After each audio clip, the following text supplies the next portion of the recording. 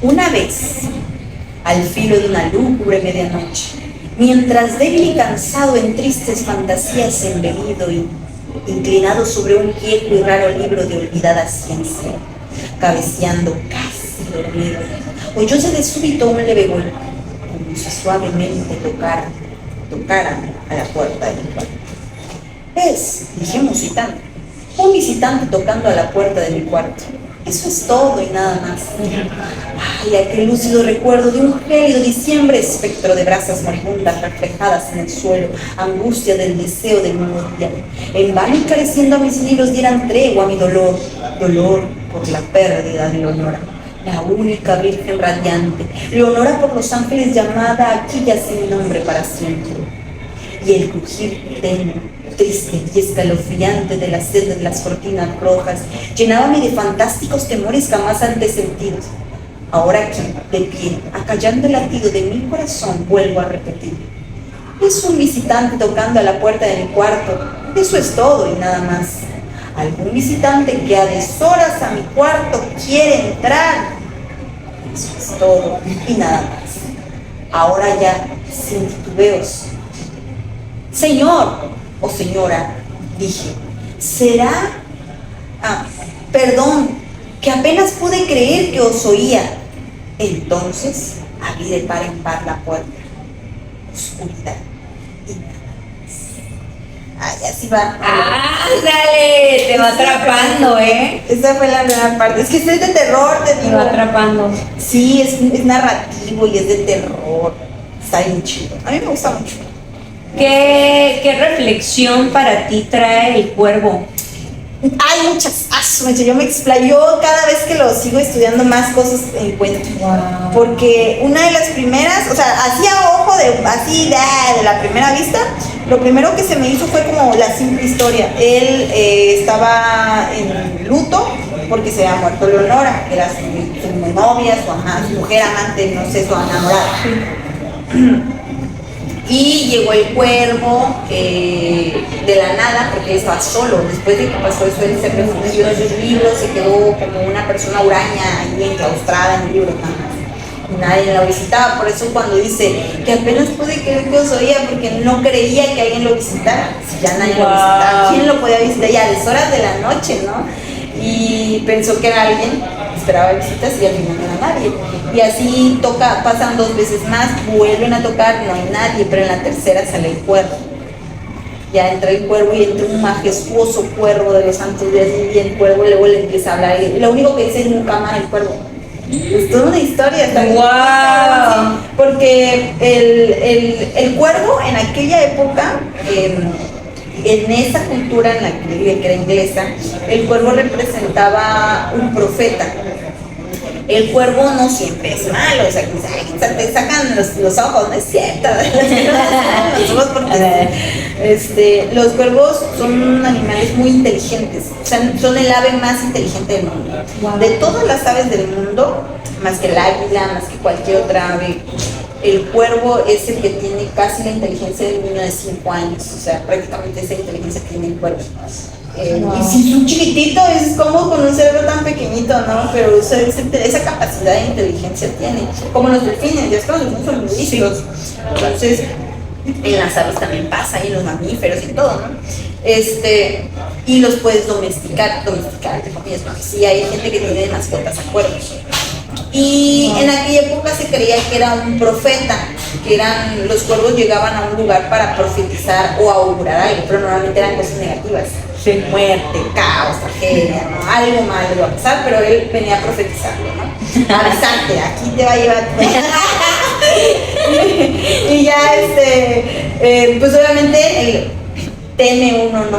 Que un cuervo y dices, eso es una profecía mala. Ándale.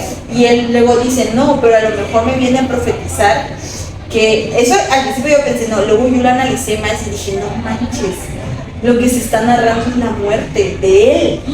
Porque hay una parte del poema donde dice, y de repente el aire se tornaba más denso, mecido por invisible incensario, mecido por serafines cuyas pisadas empuñaban en el piso alfombrado. Entonces, esa parte es una clave en todo el poema, porque está hablando de que todo el ambiente cambió, porque incensario es el infierno. Y el infierno no es como nos lo han pintado, que hay fuego y llamas, que estás quemando ahí, que te están pinchando con un trinche, ¿no? Hay muchas perspectivas de cómo puede ser el infierno. Una de ellas es, por ejemplo, sufrir, estar en un bucle de tiempo encerrado, repitiendo algo que te duele. Y ese es tu eterno. Todo el tiempo estás dolido, porque se repite y se repite y se repite y se repite. Entonces, posiblemente eso es lo que le pasaba a este vato. Wow. Porque la frase que dice el cuervo, que posiblemente es un demonio, que entra siempre disfrazado de cuervo, porque hay una parte que dice, y sus ojos encendidos, sus ojos parecían los de un demonio que está durmiendo. Eso ya en el final del poema lo dice. Entonces el cuervo puede ser un demonio y él ya está dentro del infierno porque ya se murió. O sea, ya se murió. Una vez al filo de una locura medianoche, él se sentía muerto. Él ya se sentía muerto. Sí, en realidad. Sí, a lo mejor murió y ni siquiera se dio cuenta en qué momento murió. Y si lo vemos de una perspectiva de película, a lo mejor el mente ya está viviendo todo eso y al final lo encuentra en su cuerpo. La gente real no lo encuentra ahí muerto en sus libros. Porque él ya nace otra cosa. Y él dice débil y cansado. Entonces, si es tan débil es porque ya algo le falta, se obsesionó tanto y está tan triste de la pérdida de Leonora que ya, pues ya para él es la muerte. ¿Y ya se supone que murió por a causa de eso o no se sabe? Es que en el poema no te narra esa, como el poema al final, todo poema al final es metafórico, no todo es específico. Ya. Entonces este poema sí tiene sus matices metafóricos, donde te dices, ¿será? ¿Qué pasa? Porque no te lo dice, aquí está el infierno, ya te moriste. Porque solamente te da como claves, pero bien ¿de qué murió? Yo quiero pensar que fue como un ataque del corazón. ¿Por qué? Porque no lo dice, porque tampoco dice que se murió, pero en la narrativa de cómo va discursando, porque él empieza a hablar con el cuervo. Según él habla con el cuervo nada más le dice nunca más, pero el cuervo dice nunca más en ciertos, como en ciertos cierres de diálogo muy fuertes. Uno de esos fue cuando le dijo... Le dice, él empieza a preguntar. Es que me metí tanto en la película que empecé a ver cosas. Porque imagínate, él le preguntaba al cuervo, tú vienes, dice, dime cuál es tu nombre en la ribera de la noche plutónica, dime. Dice, así le empieza a decir él el personaje del cuervo. Al cuervo. Ajá, y el cuervo, y nomás dice, nunca más. Entonces, ¿su nombre es nunca más? O sea, te quedas como. Y luego dice, cuánto me asombró que pájaro tan desgarbado pudiera hablar tan claramente, aunque poco significaba su respuesta. Poco pertinente era, pues no podemos sino concordar en que ningún ser humano ha sido bendecido antes con una visión, pájaro, demonio, posado en el dintel de su puerta, porque se posó, antes se usaban dinteles, que son como unos bustos así, en la puerta, y ahí se colocó el cuervo, en un busto que tenía dentro de la puerta, porque esta era la arquitectura de antes. En el busto pálido del dintel de mi puerta, con semejante nombre, nunca más. Luego, y el cuervo inmóvil, que quedó ahí, inmóvil, no volvió a pronunciar nada más. Y ahí él sigue pensando y casi como que le leía el pensamiento el cuervo, ¿no? Y le decía, él seguía, mañana tú también te irás, porque así como me abandonaron mis esperanzas, porque dice, otros amigos se han ido antes, mañana él también me dejará, porque su dolor también era la soledad, ¿sabes? O sea, imagínate, su única compañera era el cuervo ahora, ¿no? Y él dice, mañana tú también te vas a ir, le dice el cuervo, y él empieza a decir al cuervo, y el cuervo le dice, nunca más.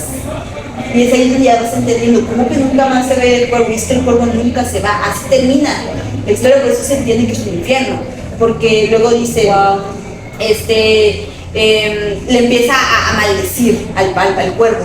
Le dice, profeta, cosa diabólica, profeta, si seas pájaro, demonio, por el cielo que se curva, porque él le suplicaba que le diera respuestas del cielo.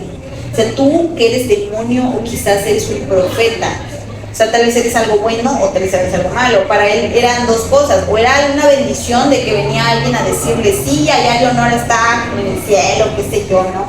Él quería eso, él le decía, dime si en el remoto Edén tendrá entre sus brazos a una santa doncella llamada por los ángeles Leonora.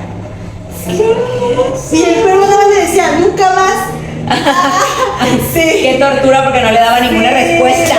Nunca más. Y el cierre está bien loco porque o sea, después de que le dice, se enoja porque Ya se enoja. se profeta, le dice que se vaya. Le dice, aparta tu pico de mi corazón y tu figura del dintel de mi puerta. Y el cuervo le dice, nunca más. Entonces ya empiezan a tener sentido los nunca más.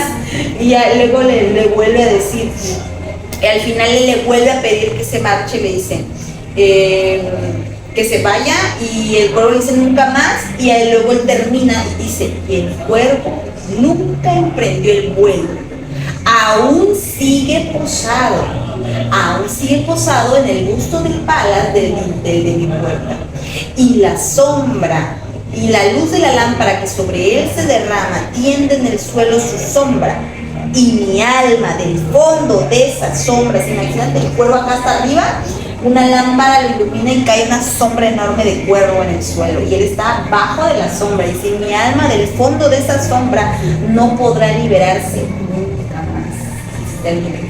El nunca más lo dice él, por eso se entiende que es un infierno.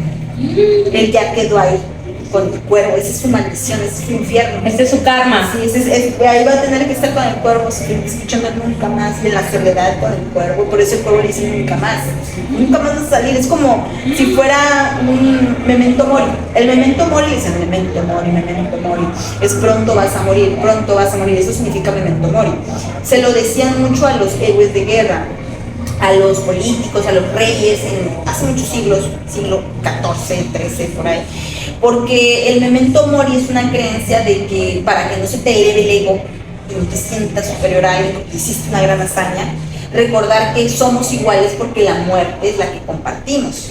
Entonces el memento mori, venía un juglar diciéndole memento mori, y él así en su carroza, bien glorificado, y acá, memento mori, claro que eso le hacía que su ego no se le inflara, porque decía, sí, cierto, si total me voy a morir, ¿de qué me sirve todo esto? ¿No? Y eso es como un recordatorio, ¿no? Wow. Y este es más o menos, es nunca más, porque es como nunca más, ya te moriste, ya no vas a salir de aquí, ya nunca más. Entonces está bien loco porque cuando, por ejemplo, en la soledad, ya no va a estar solo, iba a estar el cuervo. Entonces, todos mis amigos no me han donado, tú también te vas a ir. Eso no, nunca más. Y exacto. Le dice, dime si en Leonora, nunca más, porque nunca la iba a ver. Ya no la iba a ver, ella estaba en el cielo, estaba en el infierno. Sí, entonces por eso le decía nunca. O sea, sus respuestas siempre tuvieron una coherencia, las respuestas del cuervo. Siempre sabía dónde responder. Y se fueron volviendo más coherentes conforme se iba desarrollando la historia. ¿No pudiste decir todo el poema en el...? No, yo ¿Cuántas estrofas trae la poesía? Trae como 10, pero sí están bien... O sea, extensa, sí, cada estrofa. Si traes, y yo nada más diciendo el poema completo, recitado, no tan declamado. ¿Cuántas estrofas dijiste? Me hago 15 minutos diciéndolo completo. Y diciéndolo por fragmentos, que fueron como 6 nada más que dije, tardó como 8 minutos. 8 minutos. Aproximadamente. Y es que sí es como un aproximado, porque todo también depende mucho de en qué velocidad, en qué cadencia y en qué ritmo. O sea, la velocidad. Y hacías alemanes y todo. Sí, es que ese es el ritmo que lleve el poema con los movimientos. Es como una danza. En la danza se usa el ritmo. Y la cadencia es la conexión con el público, o sea, que va sube y baja la cadencia y vas envolviendo.